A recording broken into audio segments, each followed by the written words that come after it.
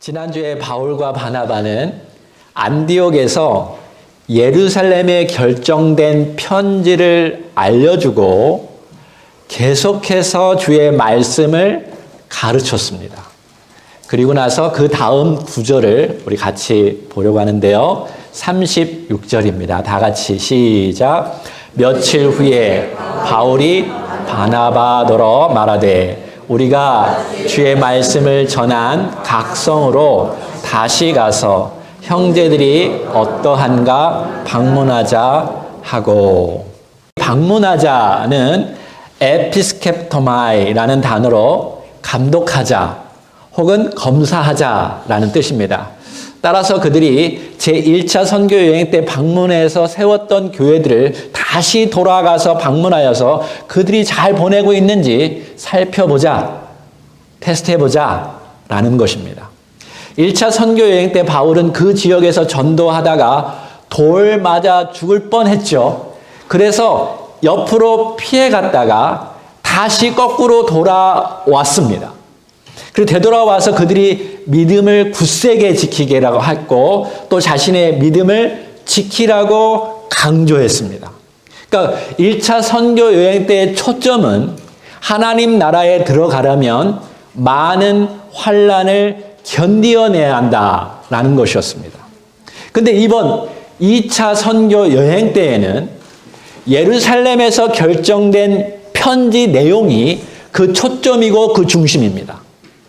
그러니까 이방인들에게 할례와 율법을 강조하지 말고 꼭 필요한 4가지만 지키게 해서 유대인과 이방인 사이에 불화가 없도록 하자라는 것입니다.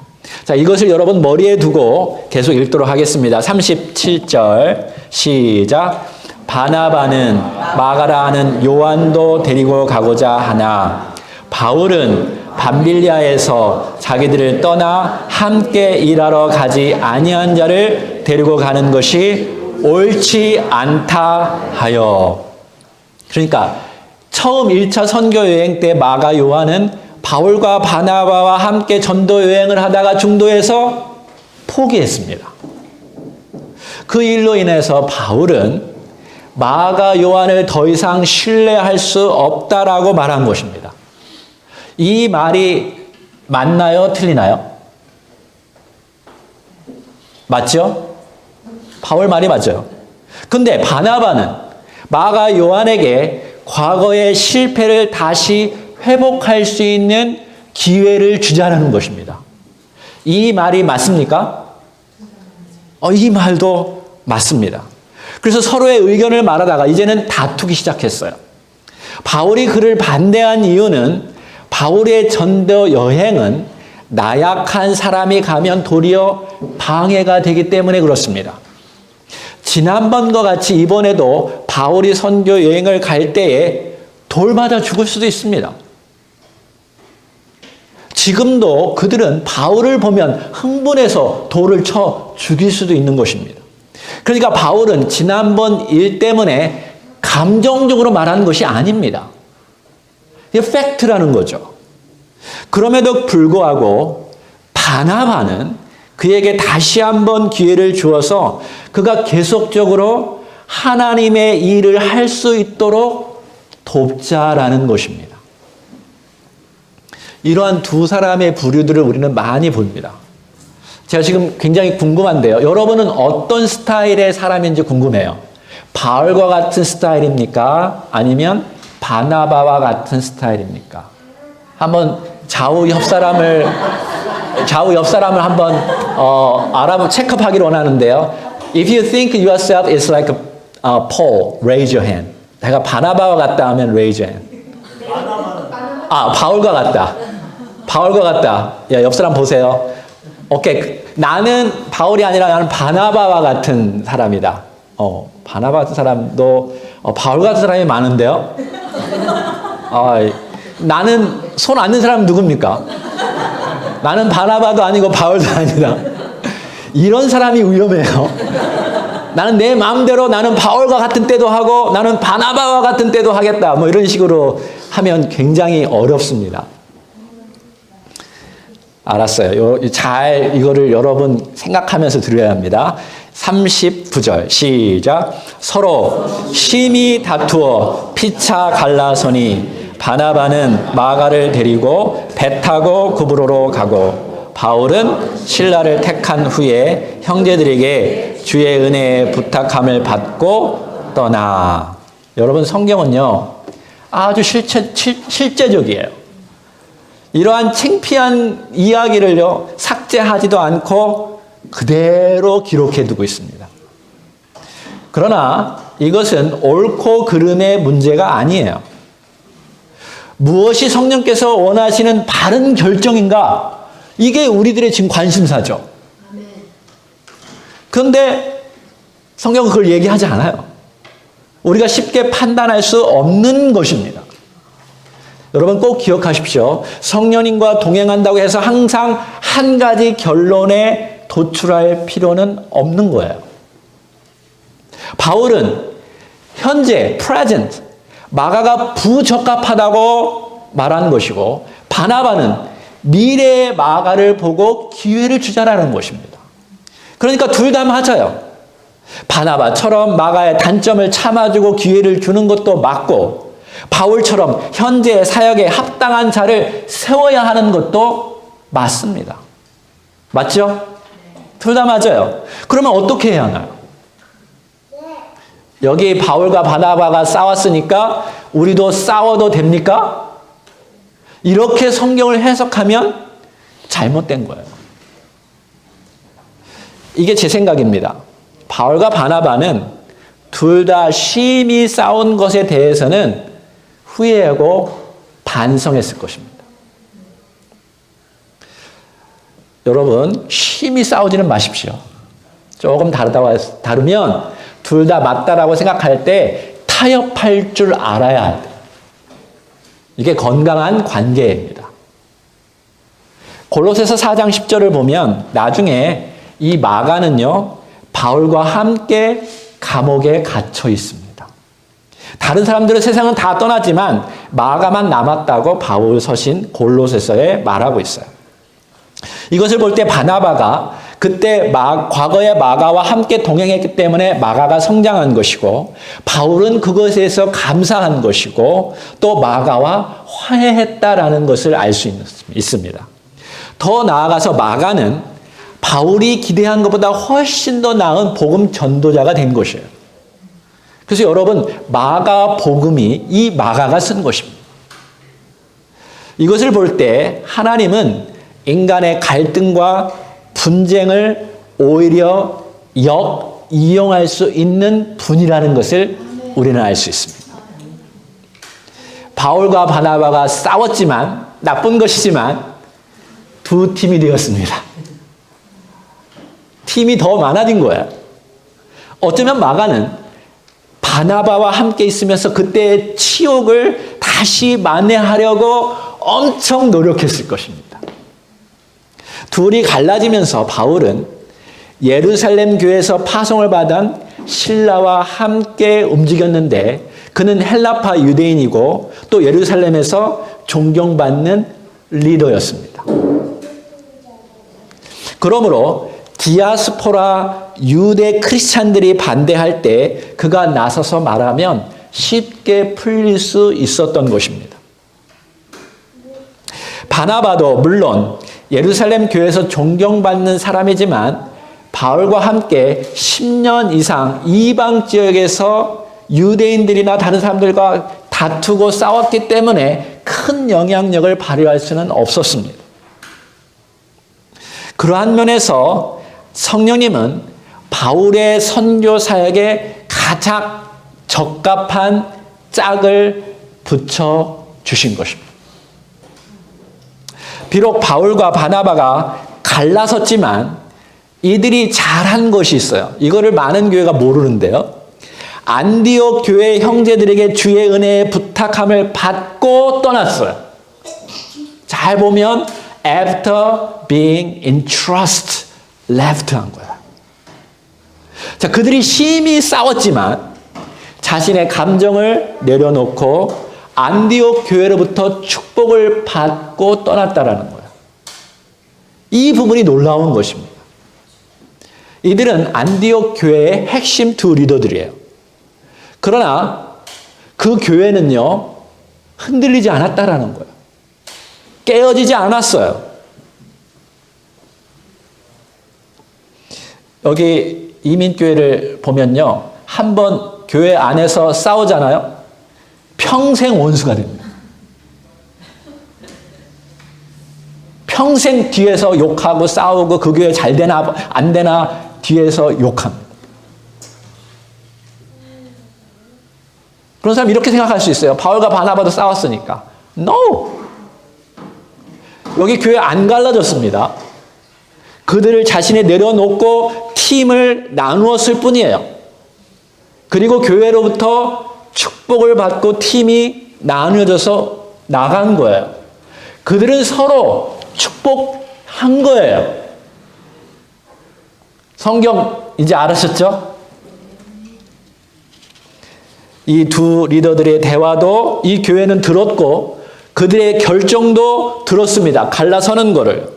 그리고 둘 다 맞는 말이니까 나머지는 하나님께 맡기고, 다시 말해서 하나님 옆에 내려놓고 안디옥 교회는 그 두 그룹에게 축복을 해 준 것입니다. 그 두 그룹은 그 교회로부터 축복을 받고 떠난 거예요. 그러니까 자기가 교회보다 더 우위에 서려고 하면 안 돼요. 항상 여러분 위에는 교회가 있고 교회 위에는 성령님이 계셔요. 성령님이 우리의 리더인 것을 믿습니까? 그러면 잘했죠? 박수 한번 쳐주세요, 여기. 이렇게 해야 여러분 박수를 받습니다. 41절 시작. 수리아와 길리기아로 다니며 교회들을 견고하게 하니라. 자, 그 다음 그림을 보여주면요, 바나바와 마가는 첫 번째 전도 여행, 이게 첫 번째 전도 여행 길이죠. 자, 거기를 따라서 배를 타고 구부로 섬으로 향해 갔어요. 그런 식으로 바울과 바나바는 갔고요. 그 다음에 바울과 실라는 육지를 걸어가서 처음 전도 여행의 마지막 지역으로 걸어갔어요.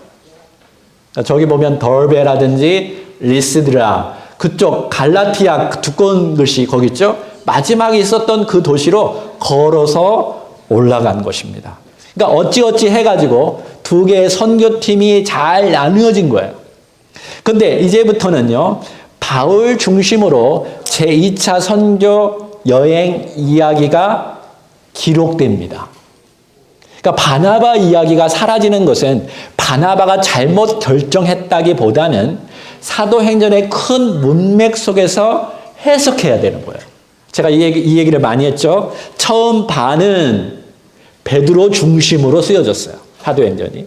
그 다음 반은 이방인 바울 중심으로 기록된 거예요. 자, 이제 16장 1절로 이어집니다. 다 같이 시작. 바울이 더베와 루스드라에도 이름에 거기 디모데라 하는 제자가 있으니 그 어머니는 믿는 유대 여자요 아버지는 헬라인이라. 영어로 now가 나오는데 이것은 마침내 그들이 가고자 하는 곳에 도착했다라는 거야. 그 더베와 루스드라는 어떤 곳이죠? 바울이 돌 맞아 죽을 뻔한 곳이었어요. 그 환난과 역경 속에서 제자가 하나 생겨났다라는 거야. 누구일까요? 디모데입니다. 디모데의 어머니는 예수 그리스도를 잘 믿는 유대인 여자였습니다. 그녀는 디모데를 유대인의 전통을 따라 잘 키우면서 동시에 그리스도를 믿는 믿음으로 잘 키웠다라는 거예요. 그런데 그의 아버지는 헬라인이었습니다. 이방인이었어요. 자, 국제 결혼했습니다. 그렇죠? 근데 유대인들은 이방인들을 개처럼 여긴다고 했죠? 여러분 이거 꼭 기억해야 돼요. 인간 취급도 안 했어요. 자, 2절 시작. 디모데는 루스드라와 이구니에 있는 형제들에게 칭찬받는 자니 바울이 그를 데리고 떠나가자 할세 그 지역에 있는 유대인으로 말미암아 그를 데려다가 할례를 행하니 이는 그 사람이 그의 아버지는 헬라인인 줄 알미더라. 바울에게 이 디모데는 유대인과 헬라인 사이에 태어났기 때문에 그가 유대인과 이방인을 동시에 전도하고 가르치는데 적합한 사람으로 생각한 거예요. 게다가 여기 어린 디모데는 그 지역에서 존경받는 사람이었어요. 그러니까 굉장히 독출난 그러한 사람인 것을 바울의 눈에 딱 띈 거예요. 근데 문제가 생겼어요. 그것은 그 지역에 있던 유대인들이 그의 아버지가 헬라인이라는 것을 다 알았다라는 거예요. 그 당시 유대인들이 이방인과 결혼하면 그 자녀는 온전한 유대인으로 취급받지 못했어요. 그래서 그런 사람한테 가르침을 받기를 원치 않았습니다. 이런 경우 할례는 유대인으로 취급받는 중요한 표시가 되었어요. 이방인이 할례를 받고 율법을 지키면 그들은 유대인으로 받아들인 거죠. 그러므로 바울은 디모데에게 유대인과 이방인에게 다리 역할을 하는 자가 되게 하려고 할례를 받게 한 거예요. 다시 말해서 1세기 이방인 교회에서 유대인과 이방인들이 화해하여서 한 교회를 이루는 것이 최고의 관심사였던 거예요. 왜? 이게 진짜 어려운 일이기 때문에요. 유대인들이 이방인들을 다 개취급하고 사람 취급도 안 했는데 이들이 한 교회에서 하나가 되게 하기 위해서 바울이 생각해낸 것은 디모데를 할례를 시키자. 그래서 적합한 리더로 키우고 싶었던 것이었습니다. 근데 또 다른 문제가 생겼어요. 예루살렘 교회는요, 구원에 있어서 할례가 필요 없다라고 강조했고 편지를 써서 지금 다 알려주는 것이잖아요. 유대인이 이방인에게 이에 대한 부담을 주지 않기로 결정했고 각 성에 편지를 보내기로 결정했고 지금 그들이 그 편지를 가지고 움직이는 것입니다. 바울 역시 그 서신서들에서 할례를 받을 필요가 없다라고 수차례 강조했습니다. 근데 왜 바울은 디모데에게 할례를 받게 했을까요? 그것은 최대한 유대인과 갈등을 줄이려고 할례를 받게 한 것입니다. 그렇다면 디모데는 유대인과 이방인들이 섞여져 있는 그 지역에서 그러한 교회에서 귀히 쓰임을 받을 수 있는 것입니다. 그러니까 유대인들을 향해서는 나는 유대인입니다 라고 말할 수 있고요. 헬라인을 향해서는 나는 헬라인입니다 라고 말하면서 두 개의 언어로 두 개의 문화를 다 아는 디모데야말로 적합한 리더자가 될 수 있다라는 것이죠. 자, 4절 시작. 여러 성으로 다녀갈 때에 예루살렘에 있는 사도와 장로들이 작정한 규례를 그들에게 주어 지키게 하니. 자, 바울과 실라와 이제 디모데가 여러 지역에 다니면서 예루살렘에 있는 사도들과 장로들이 작정한 규례를 알려주고 지키게 한 것입니다. 여기 사도들과 장로들이 작정한 규례는 뭐죠? 네 가지 지침이에요. 다른 거 아닙니다. 4가지 지침을 알려준 거예요. 이 4가지 외에는 다른 무거운 짐을 그들에게 지우지 말자라는 거예요. 그러니까 예수 그리스도의 은혜의 복음 이외에 할례나 율법을 지키지 않아도 된다. 그렇게 해서 이방인들에게 어려운 짐을 주지 말라라는 것입니다. 그것을 여러 도시에 가서 전하는 이유는 계속적으로 예루살렘 교회에서 보내지 않은 어떤 사람이 잘못된 복음을 전하니까 그것을 막기 위해서 그렇게 한 것입니다. 그러니까 아마도 신라는요, 예루살렘에서 왔잖아요. 그 편지 내용을 잘 압니다. 그래서 그 편지를 다 그 성에 가서 전달해 주셔서 읽어 주었을 것입니다. 또 바울은 그것을 가지고 지키도록 강조했을 것입니다. 그럼 디모데는 유대인이나 이방인들에게 본보기가 된 거예요. 유대인들에게는 디모데가 굳이 할례를 받지 않아도 되는데 할례를 받았으니까 서로 하나 되기 위해서 할례를 받았으니까 너희들도 그러한 자세를 가지고 이방인들을 대해줄 줄 알아야 한다라는 것이죠. 이방인들에게는 내가 유대인들과 교류하기 위해서 할례를 받은 것처럼, 할례 받는다는 건 그 당시에 목숨 내놓는다는 거죠. 그런 것처럼 여러분들도 위의 네 가지를 철저히 지킴으로 말미암아 유대인과 하나 되기를 힘써 지키라는 거예요. 이게 사실 굉장히 어려운 일이에요. 유대인들이 이방인들과 함께 식사하는 것도 이거 죄처럼 여겼던 그들이, 유대인들이 다 자기들 율법들, 할례들 다 내려놓고 이방인들을 받아들인다는 건 너무너무 힘든 일이에요. 또 이방인들은요, 그런 고집스러운 유대인들과 함께 신앙생활은 너무너무 힘든 거예요. 맞죠? 마치 외국 사람들과 우리 한국 사람들과 같이 예배 드릴 때 한국 사람들에게 당신은 절대로 김치 먹어서는 안 됩니다 하면 얼마나 힘듭니까? 이런 얘기죠. 이거보다 훨씬 더 힘든 일들을 지금 하려고 디모데가 본보기로 다 지금 보여준 것입니다. 그렇게 했더니 그 결과가 5절입니다. 다 같이 시작. 이에 여러 교회가 믿음이 더 굳건해지고 수가 날마다 늘어가니라.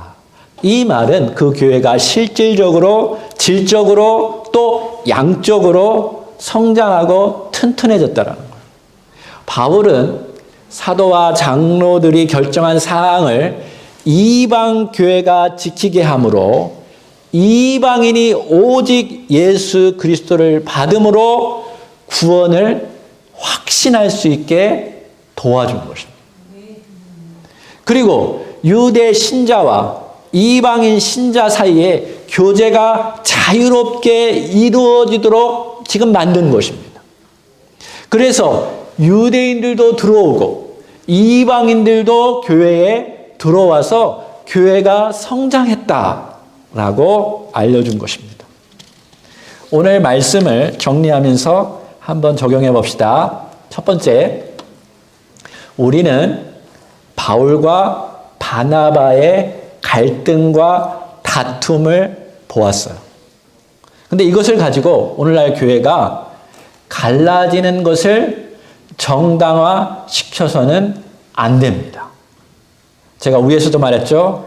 심히 다투어 싸우는 것은 우리 인간의 잘못입니다. 하나님의 뜻이라고 함부로 말하면 안 됩니다. 그럼에도 불구하고 인간의 실패와 잘못에도 불구하고 성령님은 그것을 역이용해서 두 팀을 만든 것이 기적인 거예요. 그러므로 우리의 고집으로 싸우고 갈라선 것을 하나님의 뜻으로 말하면 안 돼요. 제가 위에서도 말했듯이 바울과 마가는 다시 화해했고 성숙해졌음을 보여주고 있습니다. 그리고 갈라설 때도 교회의 형제들에게 축복을 받고 갈라선 것입니다. 여러분, 계속 미워하거나 자기 주장을 펼치기 마십시오. 아멘. 네. 두 번째, 이방 지역에서 교회가 질적으로 양적으로 성장한 이유는 유대인과 이방인 모두에게 배려했기 때문에 그래요. 한쪽만이 아니에요. 유대인에게도 이방인에게도 배려했어요. 그러니까 교회 밖으로는 이방인들에게 할례를 받지 않아도 된다라고 말하고 선포했기 때문에 이방인들이 교회로 들어온 것입니다. 맞죠? 또 교회 밖에 있는 유대인들에게는 할례를 받은 디모데를 보여주면서 유대인들이 반감을 품지 않고 교회로 들어오도록 해준 것입니다. 또 교회 안에서는 율법적으로 살아왔던 유대인들의 신앙, 양심을 배려해서 이방인들에게 4가지 지침을 꼭 행하도록 가르치고 지키게 한 것입니다. 그렇게 해서 이 두 부류가 서로 배려하면서 하나가 되게 한 거예요. 그러므로 예루살렘 교회의 회의의 결과는요, 이중적인 승리를 갖게 된 것입니다. 이것을 존 스타츠 목사님이 이렇게 말했어요. 첫 번째 승리는 은혜의 복음을 이방인들에게 전하는 진리의 승리다 라고 말했어요. 그러니까 진리의 복음을 전하는 데는 양보하지 않고 그대로 그 진리를 고수하고 지켰다라는 것입니다. 두 번째 승리는 유대인들의 양심에 가책을 받지 않도록 이방 성도들이 양보하여서 서로 함께 교류할 수 있게 한 것이 두 번째 승리다라고 말하는 것입니다. 그러니까 바울은 믿음에서는 강하고 사랑에서는 부드러웠다라는 거예요. 그러니까 교회의 본질적인 것에서는 양보하면 안 돼요. 맞죠? 오직 예수 그리스도를 믿음으로 구원받습니다. 예수의 피 플러스 이러면 문제가 되는 거예요. 예수의 피 플러스 할례 받아야 구원받는다. 아니요. 예수의 피 플러스 방언을 해야 구원받습니다. 아니요. 예수의 복음 플러스 어떤 은사를 받아야 구원받습니다. 이것도 아닙니다. 예수의 피 플러스 어떤 선한 행위를 해야 구원받습니다. 이것도 아니에요. 예수의 피 플러스 번영, 성공을 해야 구원받습니다. 이것도 아닙니다. 오직 예수 그리스도를 믿음으로 구원을 받습니다. 근데 제가 지난주에도 강조했듯이요. 오직 믿음으로 구원받는다고 하면서 그 다음엔 지 마음대로 살겠다. 성경적이지 않습니다. 그 다음에는요. 그 엄청난 은혜로 구원을 받았으니까 그 구원받은 자의 책임을 다하라는 거예요. 그게 서신서 반에 계속 이야기하는 것입니다. 너희가 하나님의 엄청난 은혜로 구원을 받아서 영생을 얻었으니까 그것에 합당하게 하나님을 기쁘게 하라는 거예요. 그렇게 예수님처럼 살아가라는 거예요. 그래서 오늘 제가 설교 제목은요. 진리를 지키고 사랑으로 섬기다 라고 말했어요. 이 두 가지를 여러분이 잘 알아야 돼요. 여기 디모데는요. 비록 어리지만 그 당시 유대인이나 다른 사람들에게 다 존경받는 사람이었어요. 특출났어요. 할례를 받을 필요도 없어요. 예루살렘 교회에서 편지로 결정해버렸습니다. 근데 디모데는요. 이 비본질적인 부분에 대해서 자신을 내려놓은 거예요. 안 받아도 됐어요. 안 받아도 충분히 사역할 수도 있었어요. 근데 내 한 사람이 희생하면 유대인들도 품을 수 있고 이방인들도 품을 수 있고 유대인과 이방인이 함께 있는 교회를 잘 건강하게 세울 수 있으니까 바울이 디모데가 자신을 내려놓은 거예요. 근데 바울도 서신서에서 계속 그 얘기하고 있어요. 바울은요, 무슨 음식이든지 꺼리낌 없이 다 먹을 수 있었어요. 여러분도 그렇게 하셔도 돼요. 먹을 수 있어요. 근데 내가 이 음식을 먹음으로 인해서 믿음이 연약한 자가 상처를 받고 신앙에서 떠난다면 나는 평생도록 안 먹겠다라는 거예요. 그 쉬운 결정 아닙니다. 나는 그거 못해요. 나 스테이크 꼭 먹어야 돼. 근데 자기 충분히 자유로운데 다른 사람 때문에 그를 배려하기 위해서 자기의 모든 권리까지 내려놓을 수 있는 자가 바울이었고 디모데가 그랬다라는 거예요.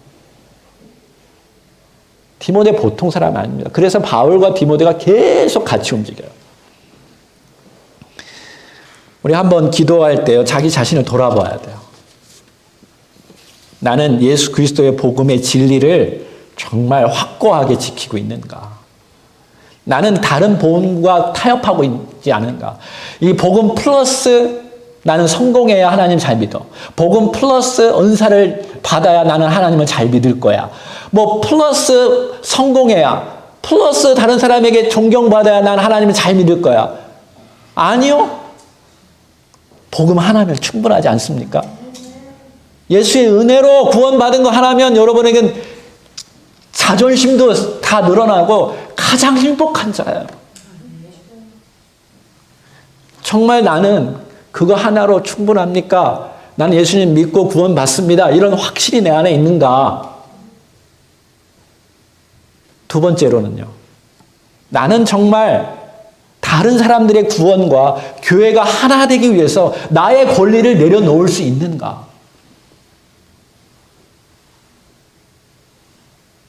다른 사람의 상처를 받는다면 내가 기꺼이 하지 않겠다. 제가 이게 말은 쉬워요. 근데 이 자존심이 올라오면 그거 못 하잖아요. 부부끼리도 마찬가지죠. 자존심이 올라오면 그거 못 버려요. 디모데는 버렸다는 거죠. 바울도 버렸어요. 하나 되기 위해서. 예수님이 그렇게 하셨잖아요. 하늘 보좌의 모든 권리를 다 내려놓으시고 그렇게 할 필요가 없으신 분인데 우리를 사랑하시고 하나 되게 하기 위해서 권리를 내려놓았어요. 그런 교회 다니고 싶지 않습니까? 그런 남편, 그런 아내 되고 싶지 않습니까? 자꾸 남편만 그렇게 되면 나는 행복할 거야. 그러면 안 돼요. 제일 중요한 건요, 이것입니다. 아까 나는 폴 스타일이라고 했고, 어떤 사람 나는 바나바 스타일이라고 했죠. 여러분 안에 이 두 가지가 같이 있어야 돼요. 요한은 예수님을 바라볼 때 은혜와 진리가 충만하다고 그랬어요. 그러니까 이 진리도 예수님은 충만하게 가졌고 또 이 사랑도 배려하는 마음, 자기를 내려놓는 것도 다 충만하게 가졌어요. 여러분 그런 사람이 되어야 돼요. 이걸 놓고 기도했으면 좋겠는데요. 그러니까 사실 바울과 바나바가 같이 이렇게 파트너가 되어서 움직이는 게 최고였어요. 그래서 부부도 여러분 조금 다른 부분이 있는데 이 두 가지가 서로 가지고 있고 진리를 향해서 같이 움직이고 또 사랑으로 배려하면서 같이 움직여지면 건강한 가정이 되고요. 교회도 마찬가지예요. 이 두 가지를 같이 가지고 있어요. 나는 하나님의 진리만 가지고 그냥 밀고 나갈 거야. 나는 저런 인간 싫어. 바나바처럼 온유하고 이렇게 살아야지. 그리고 나는 바나바처럼만 살 거야. 그거 아니라고 제가 분명히 얘기했죠. 둘이 같이 움직여지는 게 건강한 모습입니다. 이 시간 기도합시다. 나는 이 진리와 이 사랑을 같이 움직이는 자가 되기를 원합니다. 디모데처럼 난 그렇게 하지 않아도 되는데 다른 사람을 위해서 내 주장을 내려놓고 내가 희생할 수 있는 그런 교회가 되기를 원합니다. 은혜와 진리가 충만하신 예수 그리스도를 바라봅니다. 주님이 당신의 핏값으로 우리 교회를 사셨고 우리에게 어떻게 행해야 할지 다 보여주시고 가르쳐주시고 말만 하신 게 아니라 그대로 실천하신 것처럼 오늘 우리도 배웠으니까 알았으니까 성령님이 무엇을 원하시는지 충분히 깨달았으니까 내 것만 주장하지 않고 서로 타협할 줄 알고 서로 내려놓을 줄 알고 그래서 하나됨을 지키며 평화를 유지하면서 하나님께 영광 돌릴 수 있는 우리 모두가 될 수 있도록 도와주십시오.